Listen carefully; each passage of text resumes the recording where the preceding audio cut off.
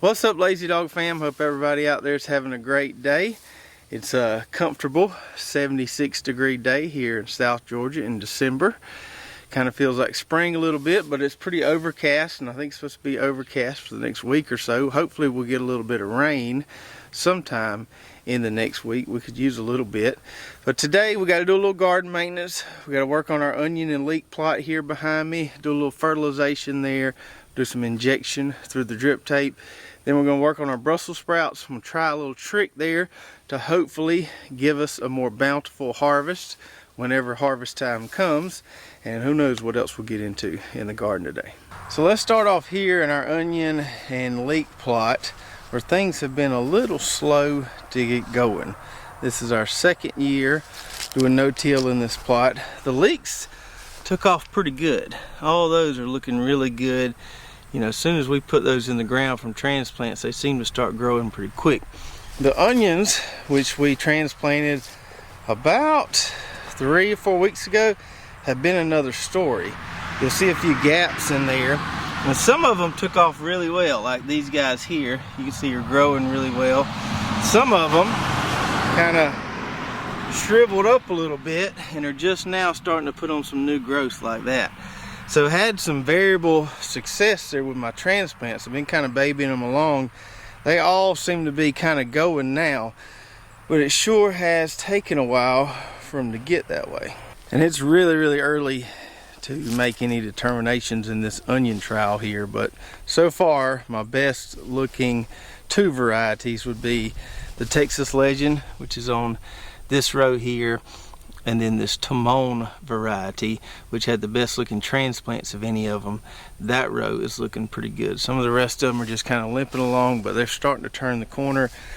This whole experiment I did with trimming the onions prior to planting them didn't work very well. This is probably my worst looking row right here. This is the same variety here that wasn't trimmed. So a little bit of a lesson learned there. Now, from what I've seen in the greenhouse, trimming the onions in the trays works pretty well, but don't trim them right before you put them in the ground. That didn't work very well at all. So I know better next time. Hopefully that helps some of you out there.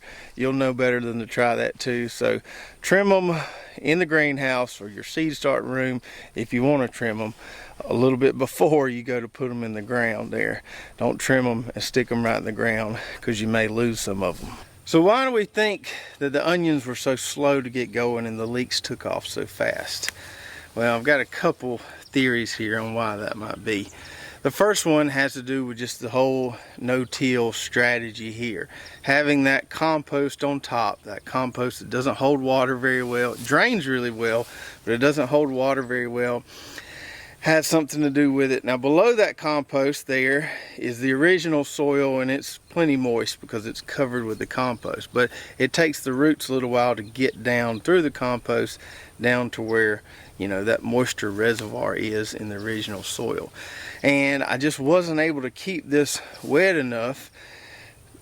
We didn't have any rain hardly, I think for like 2 to 3 weeks after I put these onions in the ground, and I was giving them some overhead water, trying to baby them along, and it worked for the most part, but it was a little bit of a struggle.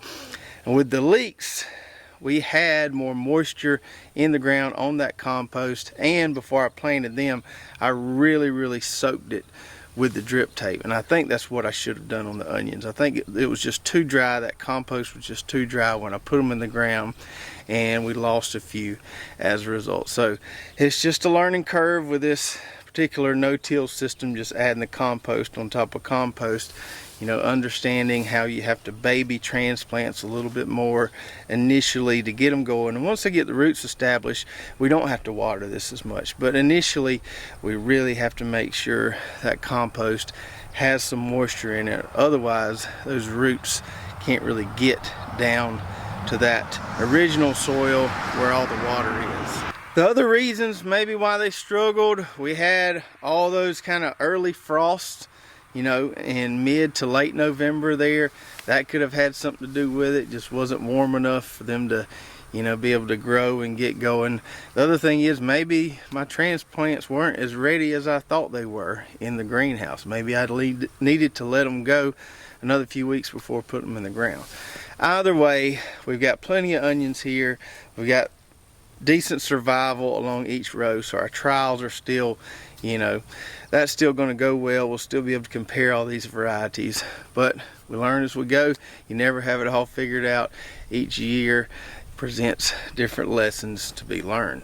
So all these rows received some of that Nature Safe 855 in the furrow prior to planting, and that stuff I'm sure is good and broken down by now. I also put some of them alfalfa pellets out there. It's kind of hard to tell if they've really done anything yet, but today I want to kind of stick with my planned fertilization schedule and give these guys some more balanced or somewhat balanced fertilizer through the drip tape there. We're going to inject it through the tape and try to promote some more root structure there. So at some point in the near future, we'll switch over to just straight nitrogen on all these rows in here, the onions, the leeks, and the bunching onions. But I don't think we're quite ready to do that yet. I don't think they're quite big enough. I think we need to promote some more root structure, and that's why we're going to give them the balanced fertilizer. We're going to shoot some of that AgriThrive through the drip system and feed them that way. So for these plots out here, I hooked this thing up between these two hoses there because my spigot by the house there is too low to the ground to get this whole setup in there. So we'll just put it between these two long hoses here, and it usually pulls just fine like that. So get that tightened down in there. And then in my injector here, I've already filled it a little over halfway with water. And then we're going to fill the rest up with this AgriThrive 332 here. And if you want to try some of this, you can go to their website, use the code LazyDogFarm, get a 10% discount. I'm about halfway through this jug here. It's pretty good stuff from what I've seen so far. We'll try not to spill it here, and we're just going to top off this injector that already has some water in it. Top it off with the AgriThrive here. There we go.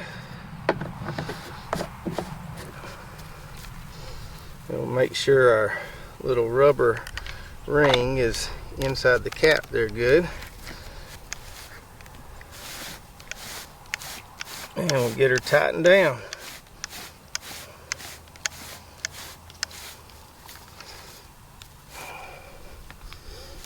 And I just walked over to the house there, turned the water on. Let's flip this switch, which will get water running into the injector. Let that run for just a second or two, and then we'll flip this switch, which should start pumping the fertilizer into the tape there. And there it goes. It's running through there pretty quick, so we know it's working. We can see that brown AgriThrive running through that line there. Alright, so our onions are getting fed. Now let's work on these Brussels sprouts. So we've got 2 rows of Brussels sprouts here, and they're looking pretty nice and healthy so far. Now that doesn't always mean we're going to get a great harvest around here, but it's a good sign at least. We'll see what happens, but so far they're all looking pretty good. And I was doing a little research online a couple nights ago, trying to look up tips and tricks to grow a more bountiful Brussels sprouts harvest, and trying to find maybe things I haven't tried before to get more Brussels sprouts per stalk and get some really nice production. I always see these videos of these commercial Brussels sprouts fields out in California, and they just have these huge stalks that are just full of Brussels sprouts, and I've never been able to replicate that in my personal garden. I don't know if that's possible, but I'd like to get something close to that. So I found a video by Hollis and Nancy's Homestead. I'm sure many of you are familiar with their channel. They've been making gardening videos for a while and do a great job at it. But they had one talking about trimming off the side leaves of the Brussels sprouts to try to help them grow taller, kind of like when you're cropping collards. When you crop the bottom leaves off, the plant grows taller. So with the Brussels sprouts, the theory is you crop those side shoots or side leaves off there, it makes the plant grow taller, you get a longer stalk, and you get more Brussels sprouts there per plant. Now I came out here yesterday and tried this on just a couple plants, this one and that one, where you see all these leaves on the ground here, and I didn't cut the stalks all the way off. You can still see kind of the nubs sticking out right there, but I just cut the leaves off of them, and hopefully that will make these plants here grow taller and we'll get more Brussels sprouts. Now when I saw Hollis doing this on his video, he was using a pair of pruning shears, which looked like it worked just fine. But I think I've got a faster way to do this with my old trusty Benchmade here. But we're gonna need it sharp. Now in my humble opinion, this Benchmade 940 here is the best everyday carry pocket knife out there. The only caveat is they're a bit of an investment, and if you're bad about losing knives, you probably don't want to have one of these, because it'll hurt your feelings if you lose it. But I've had this one for about 5 to 6 years and it has never let me down. Now what I use to sharpen it is this little unit right here, this Work Sharp sharpener. It's got a little belt on it. You can change the belts. It works like a charm for sharpening knives, machetes, axes. You can sharpen lawnmower blades with it. It's a nifty little tool to have. And for you ladies out there, if you're looking for a last minute Christmas gift for your husbands, this makes a good one. If you go to our website, lazydogfarm.com, look under LDF approved. I think it's under the In the Garden tab. We have a link for these right here. You can grab one of these on Amazon. But this is a neat little tool to have to keep your knives, everything sharpened. You can sharpen your kitchen knives with them. Just about anything that needs sharpening, you can sharpen with this. But let me show you how we do it. So you can set this thing for different angles depending on the angle of your knife blade there. I've got it set at the right angle for this knife here. And we basically just pull the trigger, let the belt run, and just pull the knife blade through there a few times on each side, and it keeps it pretty sharp.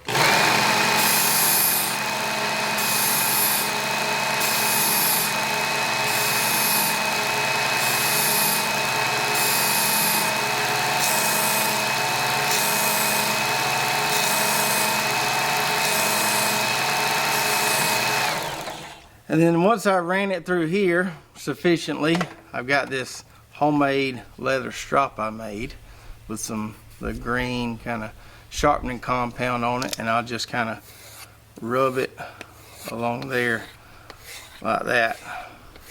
Kind of work any burrs off of it, and that'll get it nice and sharp. Now, one thing about knife sharpness, some people like to tote a knife that's shaving sharp. I don't, because I have been known to cut myself. So I like my knife to be sharp enough to cut without hurting myself, but I don't want it shaving sharp, because I will for sure cut myself. So there's a fine line there with me. If you like toting a knife that's shaving sharp, go for it.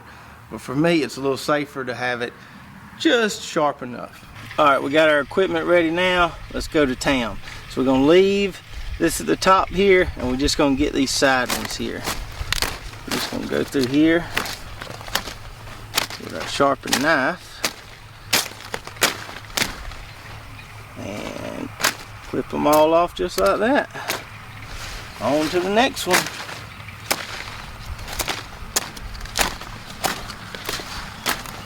Oh yeah, that's quick and easy. Try to catch me howling at the moon.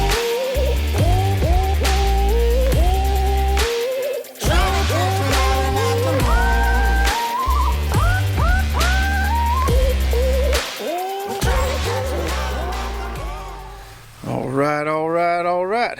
That was super quick and easy. Took less than 5 minutes to zip down there and trim all those puppies up. Now I know some of you are thinking, you just gonna leave those leaves there? You need to be eating them or feeding them to your chickens. Well, our chickens got plenty to eat. If you saw that last video we did about the clover. And we've got plenty of greens over in one of those plots over there to eat. And since this is a newly converted no-till plot, I figured I'd let those leaves kind of mulch and feed the soil a little bit. So just a little chop and drop action there, because the chickens got plenty of greens, we got plenty of greens, so we'll use these to feed the soil. And with no disrespect intended to Mr. Hollis, I think the knife here is a lot quicker than if we would have used pruning shears. I've seen videos of them doing this commercially, and they use these big knives that almost look like machetes, and they can whip through a field in no time. They usually have a knife in each hand. We just needed one knife here for these short 2 rows, but it sure didn't make quick work of it. And while I was trimming those Brussels sprouts, couldn't help but notice this spinach over here was just talking to me, saying, "Eat me, eat me." Now I usually like to wait till this gets a little bit bigger because it's a bit of a booger to harvest when it's this small, but this is prime size for like a baby spinach salad. So we're gonna go ahead and snag some of it, at least enough for supper tonight. And we got a bunch of it here, so if we don't start cutting on it now, it's liable to get out of control on us.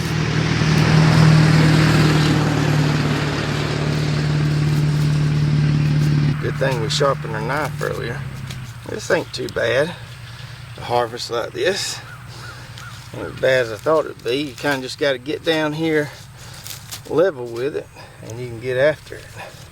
Get some of that pine straw out of there. And this stuff here is pretty clean. That compost there, even when you get a hard rain, it doesn't splash a whole lot like topsoil does. So everything stays pretty clean. So this spinach just need a quick rinse. Probably eat a piece. Just like that. That's good. Let's see if we can get us a bucket full here. Well, we got us a basket full there, and we ain't even hardly put a dent in this 30-foot double row. Probably maybe a fifth of it we cut there. You can see what we cut there where we made a mess, and there's still a bunch left to go there. So a nice productive afternoon in the garden here. We got our onions being fertilized right now. We'll let that run for a while. Got those Brussels sprouts trimmed up. Now, I'm not sure if it was the right time to do that, too early, too late. Maybe some of you out there that have done this before can shed a little light on that. But I guess time will tell if we did it at the right time or not. But hopefully we will encourage some more vertical growth there and get more sprouts per stalk. And then lastly, the treat of the day is this beautiful, delicious spinach here, which is going to be supper tonight. So thanks for joining me in the garden today. If you got any additional tips on Brussels sprouts, I'm all ears.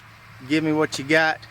We're going to try to have a good harvest of Brussels sprouts come January or February, whenever they start filling out, and get ready. If you haven't already, head on over to our website, lazydogfarm.com. We got lots of recipes there, recommended products as I showed you earlier, and some cool Lazy Dog Farm merch. If you did enjoy the video, make sure to subscribe, hit that notification button, like and share, and we'll see you next time right here at Lazy Dog Farm. Oh, farewell, by the beauty of your life.